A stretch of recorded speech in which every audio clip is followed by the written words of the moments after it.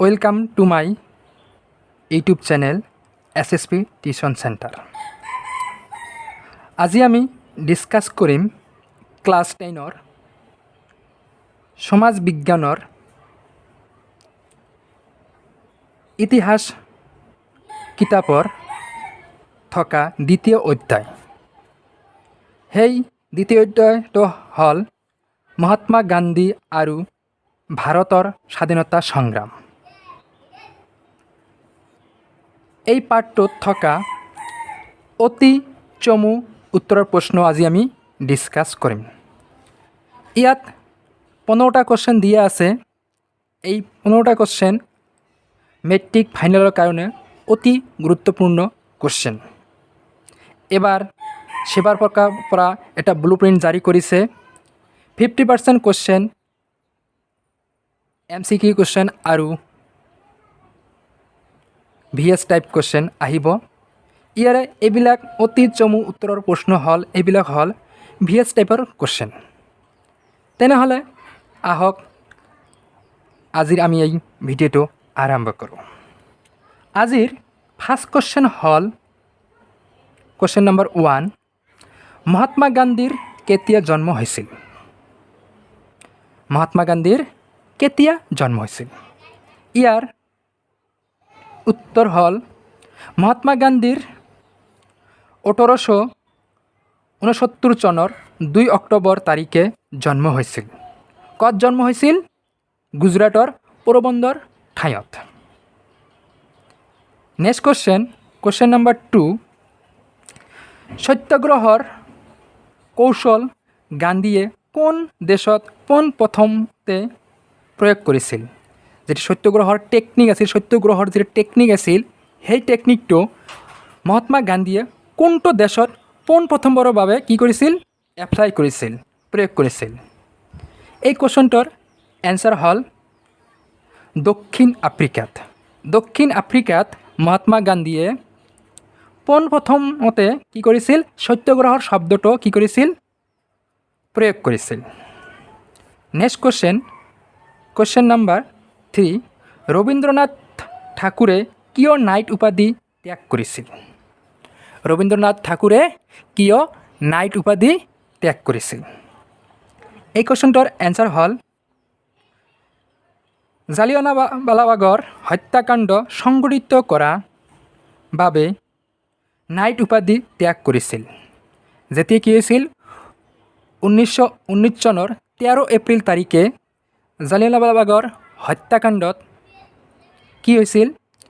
General ডায়াৰে নিৰ্মমভাৱে তেওঁৰ আদেশত নিৰ্মমভাৱে কি কৰিছিল? গুলীচালনা কৰিছিল। সেই গুলীচালনাত শ মানুহৰ মৃত্যু হৈছিল। সেই মৃত্যুৰ কাৰণে, সেই যন্ত্ৰণা সহ্য কৰিব পৰা নাই কাৰণে ৰবীন্দ্ৰনাথ ঠাকুৰে কি কৰিছিল? নাইট উপাধি কি কৰিছিল? ঘূৰাই দিছিল। নেক্সট কোশ্চেন নম্বৰ 4, কাৰ নেতৃত্বত ভাৰতত খিলাফত আন্দোলনৰ সূচনা হৈছিল? কাৰ নেতৃত্বত ভাৰতত কি হৈছিল? খিলাফত আন্দোলনৰ সূচনা হৈছিল। ইয়াৰ এনসাৰ হ'ল মৌলানা শওকত আলী আৰু মুহাম্মদ আলীৰ নেতৃত্বত ভাৰতত খিলাফত আন্দোলনৰ সূচনা হৈছিল। নেক্সট কোশ্চেন নম্বৰ 5, চৌৰি চৌৰাৰ ঘটনা কেতিয়া সংঘটিত হৈছিল? যে চৌৰি চৌৰাৰ ঘটনা হৈছিল, সেই ঘটনা কেতিয়া সংঘটিত হৈছিল? ইয়াৰ এনসাৰ হ'ল 1922 চনৰ 5 ফেব্ৰুৱাৰীত। 1922 চনৰ 5 ফেব্ৰুৱাৰী তাৰিখত কি হৈছিল? অসহযোগ আন্দোলন যেতিয়া আৰম্ভ হৈছিল 1920 পৰা 1922 চনলৈ, তেতিয়া 1922 চনৰ 5 ফেব্ৰুৱাৰী তাৰিখে উত্তৰ প্ৰদেশৰ গোৰখপুৰ জিলাৰ চৌৰি চৌৰাত কি হৈছিল? স্থানীয় পুলিচ আৰু প্ৰতিবাদকাৰীৰ মাজত হিংসাত্মক সংঘৰ্ষ সংঘটিত হৈছিল। সেই সংঘৰ্ষত 3জন প্ৰতিবাদকাৰীৰ পুলিচৰ গুলীত নিহত হোৱাত উন্মত্ত জনতাই পুলিচ থানাত অগ্নিসংযোগ কৰি 22জন পুলিচক হত্যা কৰিছিল। তেতিয়া কি হৈছিল সেই ঘটনাটো কি বুলি জনা যায় চৰি চোৰাৰ ঘটনা বুলি জনা যায় কিমান চনত 1922 চনৰ 5 ফেব্ৰুৱাৰীত নেক্সট কুৱেশ্যন নম্বৰ 6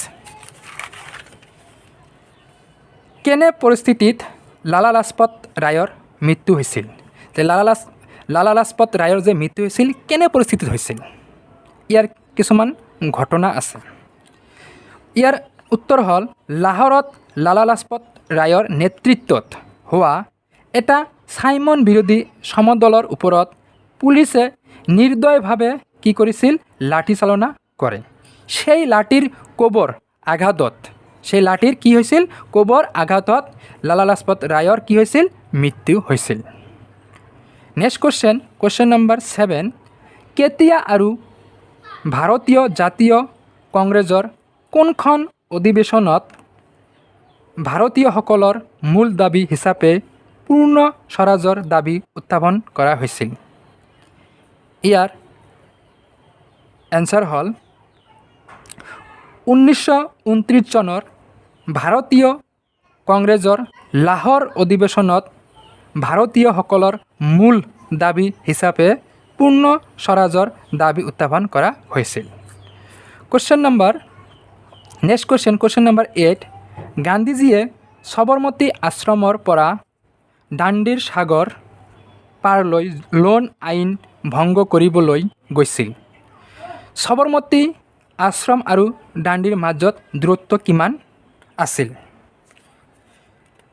কি কৈছিল আমাৰ মহাত্মা গান্ধীয়ে কি কৰিছিল সবৰমতী আশ্ৰমৰ পৰা দাণ্ডিৰ সাগৰলৈ কি কৰিছিল লোন আইন ভংগ কৰিবলৈ গৈছিল এই যে লোন আইন ভংগ কৰি গৈছিল এই সবৰমতী আশ্ৰমৰ পৰা আৰু দাণ্ডিৰ মাজত কিমান দূৰত্ব আছিল সেই দুটাৰ ইহৰ মাজত কিমান দূৰত্ব আছিল সবৰমতী ইয়াৰ আনসাৰ হ'ল সবৰমতী আশ্ৰম আৰু দাণ্ডিৰ মাজত দূৰত্ব আছিল 385 কিলোমিটাৰ 1930 চনৰ 22 মাৰ্চত এই যাত্ৰা আৰম্ভ কৰিছিল একেৰাহে তেওঁলোকে 25 দিন যাত্ৰা কৰি প্ৰায় 385 কিলোমিটাৰ দূৰত্ব অতিক্ৰম কৰাৰ পিছত তেওঁলোক 1930 চনৰ 6 এপ্ৰিল তাৰিখে দাণ্ডিত উপস্থিত হৈছিল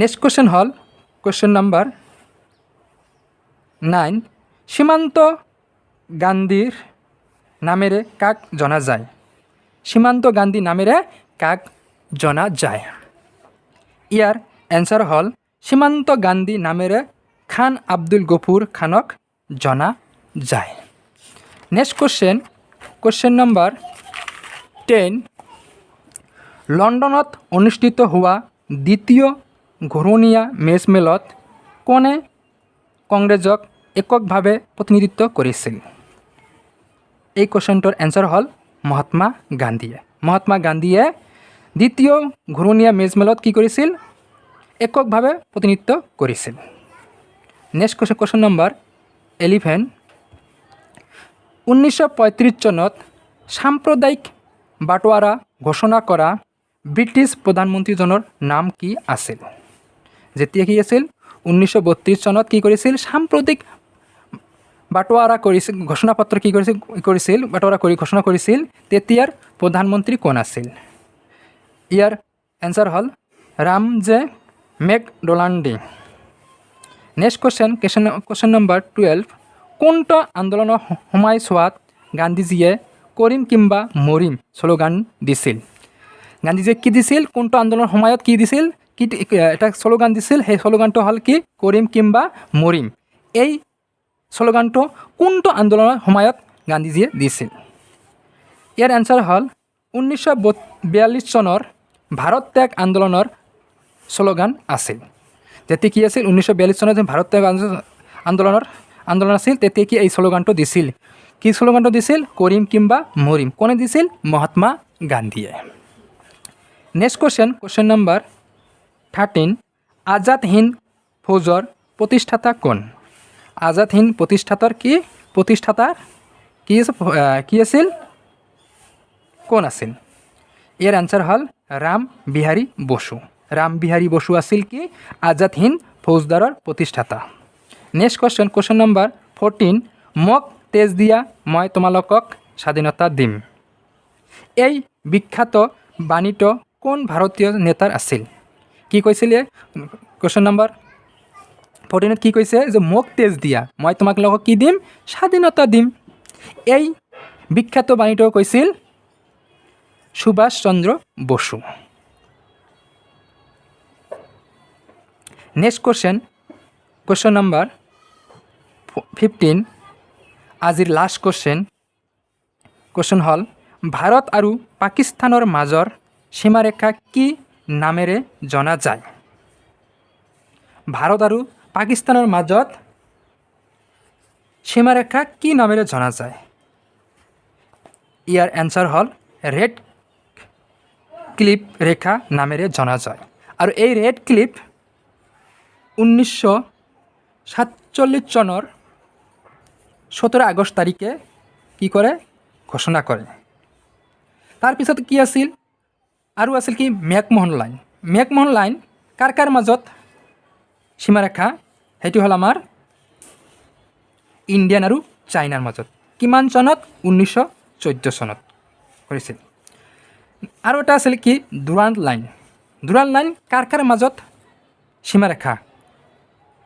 সেইটো হ'ল পাকিস্তান আৰু আফগানিস্তান। কিমান চনত? 1893 চনত।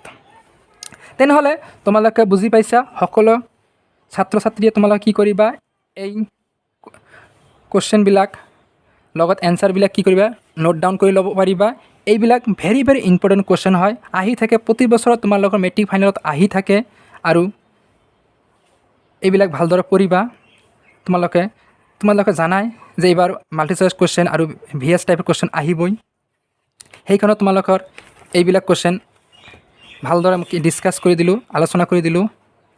এই পাৰ্টটোত তোমালোকে যিবিলাক 15টা কুৱেশ্যন আছিল অতি চমু উত্তৰৰ প্ৰশ্ন তোমালোকে ভালদৰে পাই যাবা। এই চেনেলটোৰ পৰাই তোমালোকে মাল্টি চইচ কুৱেশ্যন আৰু ইয়াৰ নেক্সট ভিডিঅ'ত দি মাল্টি চইচ কুৱেশ্যন দিম, তোমালোকে পাই যাবা। বোৰ্ড কুৱেশ্যনে দি দিম, ইংলিছৰ পাই যাবা, মাল্টি চইচ কুৱেশ্যন পাই যাবা, VS টাইপৰ কুৱেশ্যন বোৰ্ড কুৱেশ্যন পাই যাবা, ইংলিছ গ্ৰামাৰ প্ৰপাৰ ইংলিছ গ্ৰামাৰটো পাই যাবা। গোটেইখিনি চিলেবাছ কভাৰ কৰি দিম। সেইকাৰণে তোমালোকে কি কৰিবা?